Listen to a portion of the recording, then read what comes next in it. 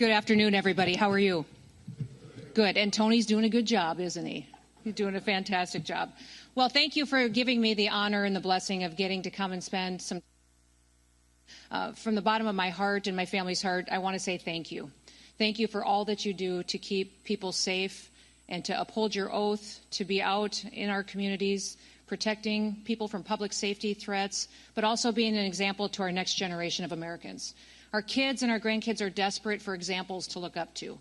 And the way that you lead, the way that you enforce the law, and the way that you do it with compassion, but also firmness, sets an example for how we want all Americans to live their lives. So just thank you for that, and know that we pray for you, that God will have his hand on you and your families and continue to bless you as you do your work. Listen, I'd like to thank everybody who's hosted me today. I know we've got a host of leaders that are here. We just met with Vince backstage a little bit and talked with him a little bit. Tony obviously has been very helpful. Michael, who is from the New York State Chief of Department, Mark Ross, Craig Miller. We've got Craig Lally as well, and then the Chicago Fraternal Order of Police Recording Secretary Rob is here, and then Rochester Police Locust Club President Jeff is with us as well. But would you give all of those individuals who stepped up into a leadership position a round of applause for what they do to bring everybody together?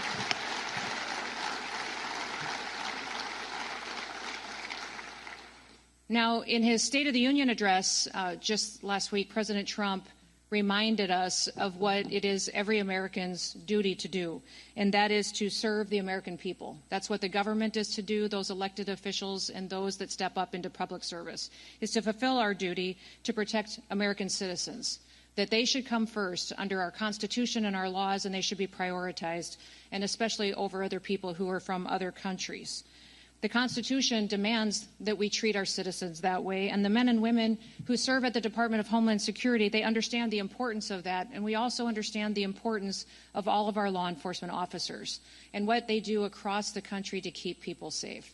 The department was formed after the horrific events on 9/11, and just 2 years later, as Congress put the department together with the support of the president, 23 different agencies who had a nexus and a focus on defending the homeland were put in order to make sure that they were all following the same mission every single day. So it's a very diverse department. It not only has FLETC in it that trains over 130 different federal law enforcement agencies and officers from those agencies. It also includes CBP, ICE, CWMD, which is Countering Weapons of Mass Destruction. So some of you may have gone through some of those trainings to help us detect some of the threats here in our homeland, and also some of the trainings that it takes as far as responding to fires and 911 calls in different specific situations. We have intelligence agencies.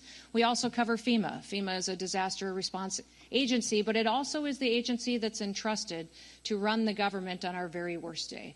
If we had a tragedy in this country where we needed someone to step up because our leadership was not able to, that agency would be entrusted to do that and to maintain our critical infrastructure. So they ensure that they go forward and maintain our electrical grid and our critical infrastructure such as water and systems that we rely on every day to help the American people be safe and to still have their way of life. We also have CISA, which some of you may have worked with them, which is our cybersecurity agency, which goes out and not only hunts down bad actors that would attack us on our cyber systems, but also gives us mitigation measures for how we can harden our systems. All of these entities work together to serve the American people and to make sure that we're prepared for any threats that we may face, but also respond to them in a way that honors what our ideals are.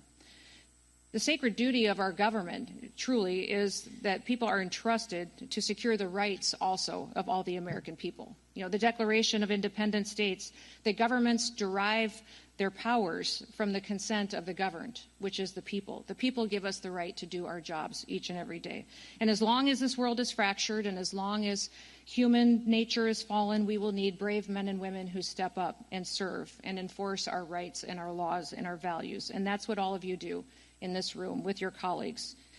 The heroism was on full display this last week when we saw the attack in Austin, Texas, and we saw that the first responders that helped protected people and more lives there were our law enforcement that responded immediately. Instead of running away, they ran to it. And though we lost 3 lives and saw many other people injured, they prevented so many other lives from being lost. we're very grateful that they are willing to do that and to serve in such a way. In fact, it reminded me of the quote that is often attributed to George Orwell that states, "People sleep peacefully in their beds at night only because rough men stand ready to do violence on their behalves," which means you step up in order to protect people, and you do it in a way that other people often are never going to be required to. When tragedies like what we saw in Austin take place, it's your leadership and it's your decision-making that make all the difference. You use judgment, and people entrust you with their lives. You're on the front lines of leadership, and you have the responsibility of guiding and also shaping the next generation. So we thank you for that, and we thank you for what you do. I know that I've met many of you in the room. I've had the chance to visit with you. I appreciate your wisdom and your advice as we continue to develop trainings and insight into how leadership can work together to make good decisions and to break down the silos between agencies so that we can work together more better ways than we have in the past. And we're seeing challenges across the country from judges and courts that are working to stop some of our efforts, that are looking to take away some of the protections that you need in law to do your work.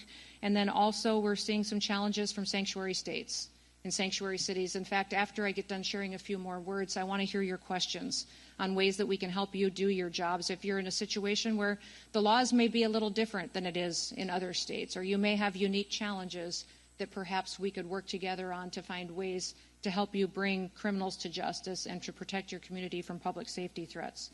America is the greatest country in the world, and it's the greatest country in the world that has great cities and great communities. Regardless of where people live, we need to make sure that they have an opportunity to go to work every day safely and to send their kids to school safely every day.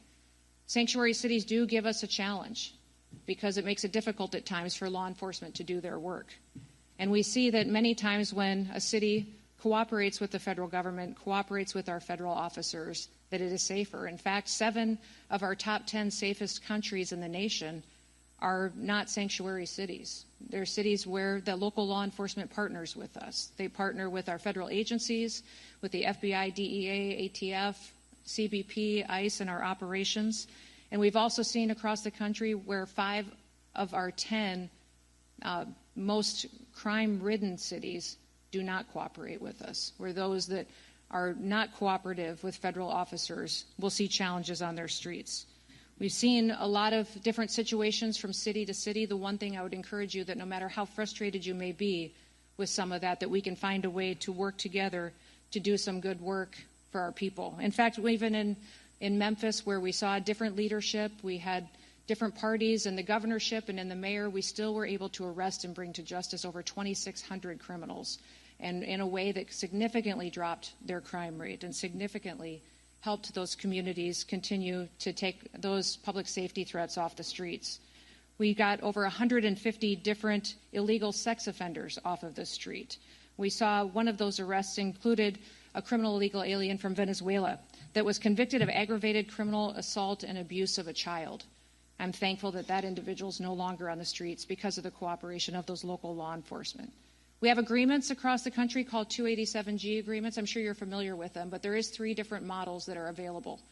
One is a jail model that helps us with some detention. The other is a warrant service officer model that is extremely helpful for us to make sure that we can take jurisdiction or of an individual who's a criminal in the safety of an environment of a courthouse or a jail, and they can be turned over to ICE so that we have the ability to return them back home. And the other model would be in the task force model, which I hope many of you have the opportunity to cooperate with us in, where we can use our different authorities to go out and go after the worst of the worst, those targeted operations that go after violent offenders and criminal offenders, and that we can bring them to justice and get them out of your city and your state. We've seen that program go from before President Trump was in office to only 135 of those agreements across the country signed, to now we have over 1,400 of them in place. And it's been very beneficial to make sure that we've removed over 400,000 criminal offenders out of this country. We've seen 3 million people leave our country that were here illegally, but over 750,000 of them were arrested and detained and removed. We'd much rather prefer that they volunteer to go home and that it can be a volunteer situation, but if not, if people are here illegally and committing crimes, we want to make sure we're able to detain them and get them out of your communities before we create more victims in the United States. I'm grateful for the work that you do because it's made a difference across this country. This last year, we've seen our murder rate in the United States of America drop to the lowest level since it's ever been recorded. And we've recorded our murder rate across the country for 125 years, and this year we broke the record for the lowest murder rate in the country, and that's because of the work of individuals in this room and individuals that we've been able to partner with.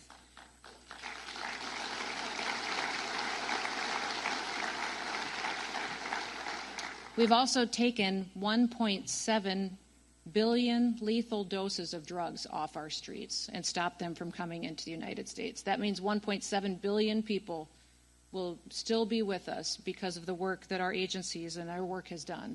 Our Coast Guard is an important asset in the Department of Homeland Security, and they've worked with us, and maybe have worked with some of you in the room as well, to help interdict those drugs and stop them from coming into our country. You know, President Trump has been working hard to make sure that he's delivering on what he promised the American people, and that's to make America safe again.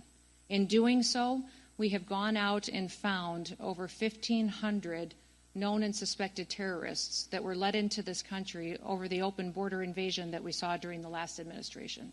Those 1,500 individuals who were already on our known and suspected terrorist watch list have been brought to justice and removed. We know there's many more, but we're going to still continue to look for them, to find them, and to do all that we can to make sure that this country is safe. Beyond that, we've also arrested and removed over 7,700 gang members, TDA members, MS-13, Sinaloa cartel. The president is extremely focused on fighting cartels and recognize them as a foreign terrorist organization so that we can have new authorities to go after them. And we'll be working throughout the Western Hemisphere with all the countries to make sure that we're biting the snake off, cutting its head off with fighting the cartels before they ever reach the United States, stopping the drug flow, stopping the guns and ammunition from getting here and hurting our families in the homeland. We'll continue to work together to make sure that we have the opportunity to do that.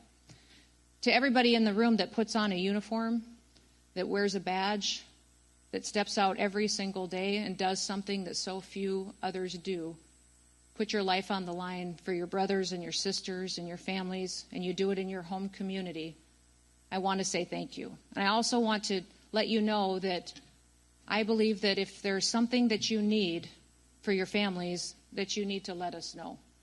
I've found many times people can't do their job with excellence if there's a crisis at home. I've been working to get raises and better salaries and retirements for all of our law enforcement officers that are at the Department of Homeland Security, because I recognize that if you're having challenges at home financially, providing for your family, working overtime to make ends meet, trying to buy a house and put food on the table, it's very difficult to focus on your job and to do it with excellence. We want to take care of our families.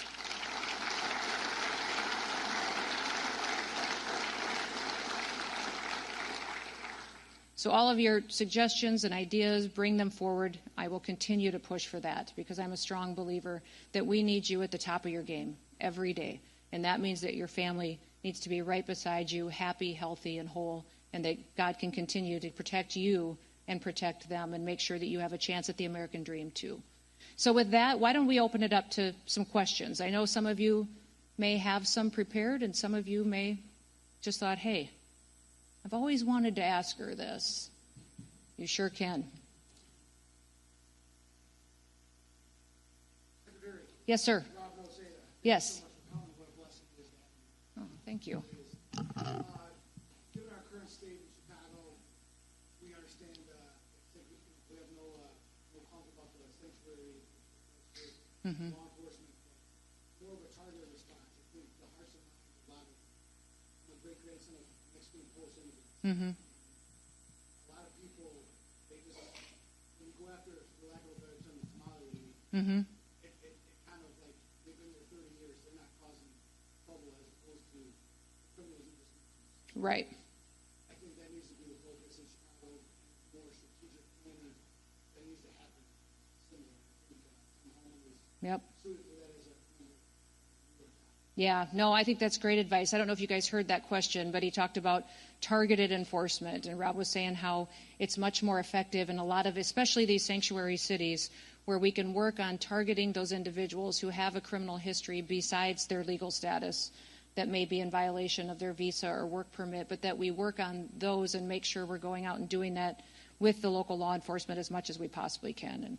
And that is something that we are going to continue to do, and make sure that we're focusing and prioritizing those individuals and make sure that we're addressing the public safety threats there.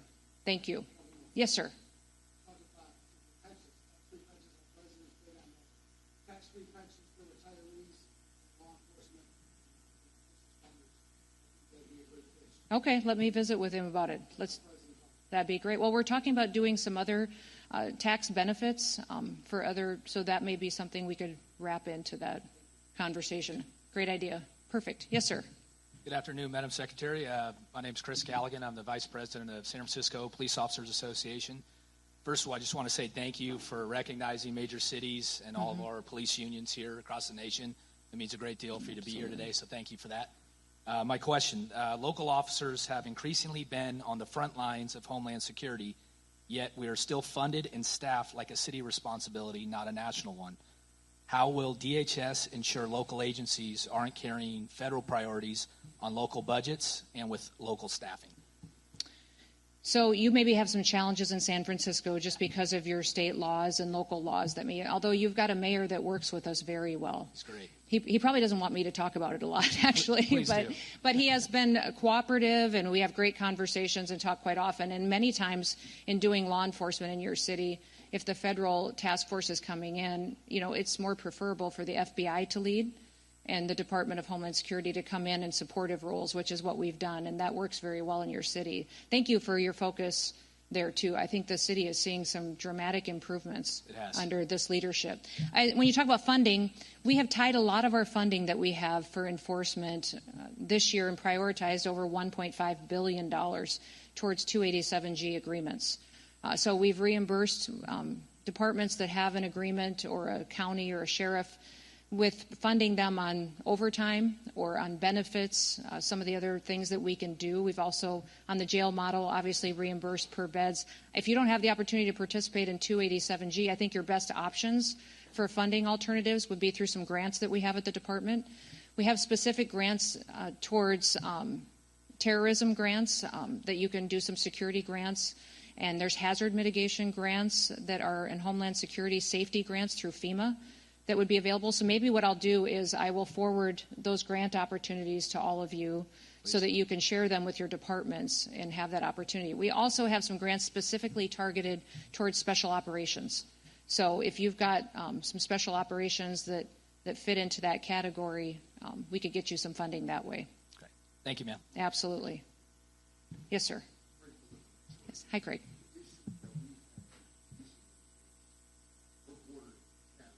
Yes. Mm-hmm.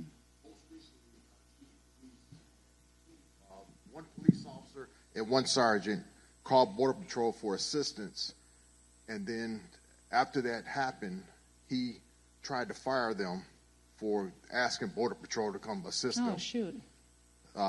Most recently, they just suspended both officers for 30 days without pay. The Border Patrol? No, Detroit those police. officers in Detroit. Yeah, Detroit okay. police. So the one incident was the female of the house called because the husband was trying to break into the house. When the officers got there, he had a bad passport and a bad Social Security card. So they called Border Patrol for assistance. Mm-hmm. They ended up taking him to jail because he had a warrant outside the city of Detroit. The second one was, it was a traffic stop. The fingerprint reader wasn't working, so they called for them to bring theirs over there, and the person had a warrant also. So both officers got suspended without pay for 30 days. So did the officers that did the arresting, was that the Detroit officers that did it, or did the Border Patrol? Border Patrol ended up arresting them because one had an out the city warrant, and the other one had other information that... okay. That's one of the things that I think a lot of citizens don't necessarily know, is that CBP and ICE are law enforcement officers and do enforce other crimes that have been committed. But if we can be advocates for those law enforcement officers, we certainly will. And maybe we could come up with some kind of an agreement that would allow those officers to still be able to call on Border Patrol for backup and assistance when they need it. I hate to put them in a situation where now the officers in Detroit, when they need help and need assistance, that they can't call on Border Patrol when they might be the closest asset. So Maybe I'll get some contact information from you and see what we can do to work out an agreement with Detroit on being able to call on Border Patrol with some guidance on how those interactions will work. Okay, thank you. You bet. Thank you. Good afternoon, Madam Secretary. My name is Don Famuina, and I represent the State of Hawaii Organization of Police Officers. First of all, I would like to extend our sincerest aloha and mahalo for all that you and your administration are doing. Given Hawaii's status as a major international gateway, how is DHS balancing the current administration's strict zero-tolerance border policies with the unique reality of Hawaii's isolated geography and its dependence on international tourism? Yeah, you do have some unique situations for us, and I hope that we've worked well with you. We have a presence in Hawaii, where you wouldn't necessarily see a large ICE presence doing immigration enforcement. More of what we are pursuing in Hawaii would be through our TSA officials, and then also we have CBP there, of course, because of all the travel back and forth and individuals. CBP is the largest law enforcement agency that we have, one of the largest in the country, and it does all traveler information internationally, and so I'm sure that you're interacting with them quite often. So we don't, as far as targeted operations, you may see a presence in Hawaii if we know specific individuals there. And we are tracking and have signed security agreements with other countries. I think since I've been Homeland Security Secretary, we've signed 27 different security agreements with other countries to share information with us. If they have a dangerous individual that they think maybe has traveled into the United States, we will share those databases with each other. They share theirs with us so that we know when some of these individuals are coming into the country. And that may be, I'd say, the vast majority of the interactions you'll see in Hawaii. If you've got some suggestions for us or experience, I'd sure love to hear. We'll definitely do that. Mahalo. Mahalo. Yes, sir. Hi, my name's Jeff Wader. I'm the proud president of the Rochester Police Locust Club, located between Buffalo and Syracuse, and just a shameless plug, go Bills. Yeah, that's right, good. So I used to have, my T of O is 728 officers. Okay. I'm currently down to 594. And I had two more come in the other day that they're retiring. And we have a very, very difficult time retaining our members, but also hiring. And I know this is a issue throughout the country, especially in larger communities. My question to you is the federal government and or the Trump administration, are they able to provide bonuses for retention and bonuses for hiring incentives to start building back our staff? I don't know if we do for local and state law enforcement agencies. We have been doing that at our federal level with our departments, CBP and ICE. We have done that. We also, I put in the budget request a 10% increase for all of our federal officers. I wasn't granted that, but we're gonna get there hopefully in this next budget round.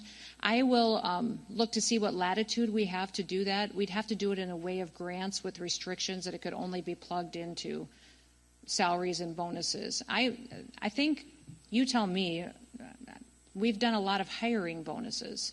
And for me, it is just as important to do retention bonuses. I think it must be extremely discouraging for officers who've served for years to see other individuals hired with a huge hiring bonus while they've been showing up and been dependable and been doing the work day after day and not see that. So it's one of those things that we're working on in our department as well. Thank you. And just a side note to that is that we're seeing things now where officers will buy 3 years worth of military time and they do 17 years and they walk out the door at 20. That's so they're right. not even doing their full 20 anymore. They just want to get out. So That's right. whatever we can do to help retain them and hang on to them. Did you lose most of your people through retirements and early retirements like that? yes. Yeah. Since 2020, we had our riots and our protests. Our projection right now is by 2030, 54% of my membership will be eligible to retire. Okay. And they're projecting that we'll be down to 500 officers at that point. See, and that's our challenge at the federal level, too. We've got Secret Service is under my department, and we see that, though, through other federal agencies, that we've got the next 2 or 3 years a high number of retirements coming our way. We've done huge recruitment drives, and we've hired a lot of new officers, but we also need to hang on to them and make sure we're taking care of the ones that are with us. All right, let me look at that. Thank you very much. Thank you. Yes, sir. Hey, Good afternoon, Madam Secretary. Thank you afternoon. for taking the time out of your busy schedule to answer our questions. My name is John Crystal. I'm a captain with the Newark Police Department and the president of the Newark Police Superior Officers Association. Question here is, how does the Department of Homeland Security foresee the current Trump administration reconciling federal policies with state policies in referencing to the sharing of information by local and state agencies when it comes to illegal aliens wanted for crimes? Mm-hmm. Some of our sanctuary states, just like New Jersey and Newark, they've implemented policies, executive orders, introduced legislation barring cooperation with the Department of Homeland Security with sharing of this information. Yeah, I was disappointed to see that come out of New Jersey. It's been hard to see that. We've seen several states and governors stand up and say that they were going to stop cooperation and make it illegal to partner with us. One of the things that we need to do a little bit more is highlight how our 287G agreements can be flexible and can work differently. I'm coming to meet with a lot of the New York State sheriffs here real soon and get some ideas from them on ways that we can have informal agreements if necessary to do that. There's also, I found that a lot of sheriff's departments, smaller departments, don't necessarily have the technology they need as far as retina scanning or databases that feed into the federal systems. And if we can help with some technology funding and get that into these departments, it would help us on the national scale, the federal scale, but also help you guys be able to get people logged into the system, and at least we would know where these bad actors are. Even if there's not much cooperation going on as far as honoring our detainers or cooperating with us, at least if we know where these criminals are, we can still be aware for when they're released on the streets. But it's, for us, our preference is to always figure out a way that we can work together. On enforcement operations, at least to be able to have local law enforcement provide backup or respond should we need officer assistance.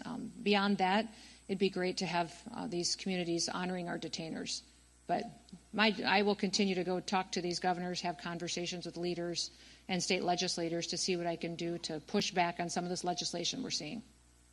All right, thank you very much. Oh, by the way, another question. Are you religious? Because you're the answer to all my prayers. There we go. I am, sir. And who knew? Oh, gosh. Good deal. You're going to have to top that one. I don't know. I don't know. That's a tough act to follow. Right. Let me he tell you might something. be my favorite. New York's always hard to follow. That's right, it is. Guys, okay. I'm Sergeant Walcott. I'm the Chief Steward with the Memphis Police Association for Memphis Police Department. Well, look at you. You guys have been rock stars. Woo! Y'all have been rock stars helping us out. So I don't get this up a little higher. Firstly, everyone in this room knows that Memphis has statistically been one of, and in some years, the most dangerous city in the United States. Mm-hmm. The federal support that our department has received since September of 2024 has been nothing short of a miracle. Our crime rates are much lower when compared to the same exact months the preceding year when we had no help. And I don't mean lower like the national average. I mean lower like our murder rate is down 35%. Mm-hmm. Our aggravated assaults are also down 35%. These are current numbers. Our robbery rates are down 58%. Mm-hmm. And our motor vehicle thefts are down 68%. I say all this to say thank you for this help. And it has been invaluable and truly proves that more law enforcement with reasonable but aggressive tactics equals less crime. My question to you would be the following. I'm extremely concerned about cartel activity, which you touched on shortly ago, all throughout the country regarding drugs and human trafficking, but especially in Memphis, as it's considered a hub for the cartels. Is ICE itself putting any extra special emphasis on cartel activity, in particular since their reach appears to be much longer than most people realize, and they reportedly even threaten agents with bounties? And does classifying cartels as terrorists help combat them from that?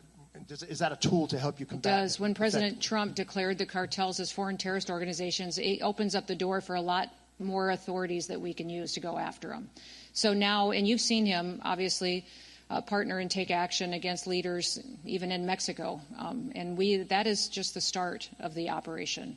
that we are undertaking as the Trump administration. Listen, what happened under the last administration, by having that open border, it allowed the cartels to get rich, to grow, to become, they had unfettered access, and their ability to make money was compounded over and over and over again. They could do whatever they want with the human trafficking and drug trafficking. So they are extremely, extremely wealthy and strong and sophisticated in the technology we see them using against us, and their ability to operate in cyberspace as well, and then with how they're using drones to bring drugs over the border now, and tunnels that are almost like pipelines where they're not even large enough to shoot people through, but they are enough to get drugs through. So we have all kinds of new challenges, and that's why President Trump is undertaking going after the cartels by addressing it from the Western Hemisphere. He will have a big agreement that I'll be there with him on Saturday with the Department of War and the Department of State on how we're going to go after cartels and drug trafficking in the entire Western Hemisphere. So this challenge, we've realized, is big. We've always known that, but if we're really going to address it, we have to look outside of our borders to kill off the cartels before they continue to build up more and more strength and keep killing our Americans. But you guys have done what, I think everybody in the room wants to grow up and be Memphis for what you did. But I would say that the work that happened, just so everybody knows, what happened in Memphis was their mayor was willing to work with us, who is a Democrat, was willing to partner with the federal government, and the resources and dollars that went in were not just from the Department of Homeland Security. The Department of War contributed, the Department of Justice contributed. It was incredible to see different agencies in the federal government go and show up and cover the costs of having that operation and make sure that people there could see a difference and they could see hope again. And people almost need to see it and feel it. That's what happened in D.C. when we did the D.C. operation. Is it took a few weeks for people to realize and feel the difference of what it was like to be in a city where you could walk down the street again, where you could go have dinner again. You didn't have to worry about your car being carjacked if you wanted to go out for dinner that night. And once people feel that, it's almost like they get to feel freedom again. And that's what Memphis is providing to them. So we need to figure out a way to tell your story to other cities and show them that it can be an opportunity to restore their way of life again. Absolutely. Yeah. Thank you for so your much. leadership. You Yes, bet. ma'am. Thank you. Anybody else? Yes, sir. You bet.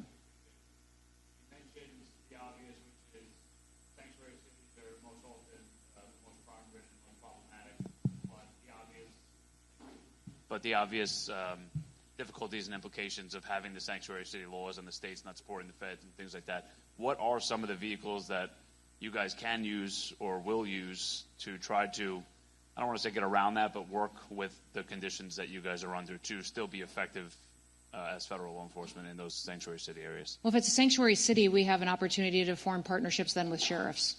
And do that in a state. Many times sheriffs are elected officials and they're accountable for what their crime numbers are in their counties, and they're very close to the people. So we find a lot of progress working with sheriffs and in those situations. If it's an entire sanctuary state, most of those sheriffs and police departments are concerned about liability issues and the laws that may be on the books. I would say that for all of you, though, to know that a sanctuary state looks very different from state to state. The laws may be completely different. So if you are interested, if you are a sanctuary state or city, I need to come sit with you or have someone from our team come sit with you, really go through with my attorneys your state laws and see how we could still work together and not have you live in fear of being punished or being held criminally liable for not abiding by those sanctuary laws. We can challenge them, and the federal government and Department of Justice is going to be challenging sanctuary states and laws. In fact, today in the House Judiciary Committee, they're marking up a bill in Congress that would ban sanctuary cities and states, that would use the supremacy clause.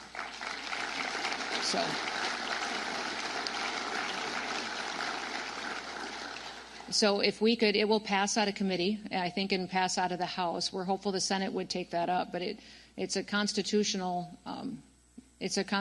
compliant piece of legislation that would fundamentally change the way that we do public safety across the country. So if that can happen in the meantime, we figure out how we can work together to do notification of individuals that may be released or individuals that we could partner with you to get them out of your community. You bet. Yes. Thank you, ma'am. This is going to sound a little bit like a sales pitch, but it's not, I assure Okay. you. I work for a company called Vertex. We already have a very nice contract with Homeland Security, so this Good. doesn't count. Good. I bring a unique perspective. I don't have a question for you. I have a comment. Okay. I live just outside the city of Portland. Mm-hmm. I work on our federal team, so I work with your agents all over the country. HSI, ICE, Secret Service. I see them being treated like garbage in various places, up to and including with extreme violence. The perspective I bring is this: I have not worked with a better group of people, more professional, humble, quiet professionals.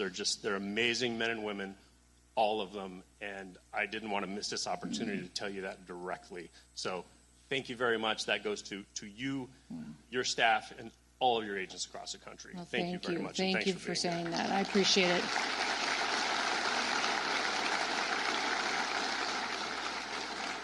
I will let them know that you said that. That means a lot to them. They face some challenging times. They have a lot of good days too, but they're just trying to do the right thing and make sure that we're doing the job and upholding the oath that everybody took when they signed up for law enforcement. So, well, thank you, everybody. Thank you for letting me be with you. You have a fantastic meeting. Thank you for your leadership. Thank you for coming to this conference and spending some time together. I hope you get some fellowship. From what I understand, cops are pretty good at that. So you have fun. I'm sorry I can't stick around for it, but God bless you. And may God continue to bless our great country. Have a great day.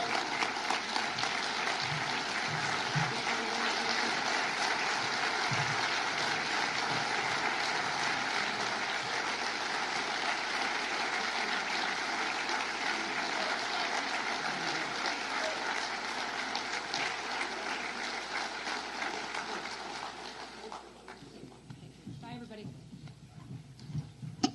Hey guys, just take your seats until we get into the motorcade, and then we're going to take a break.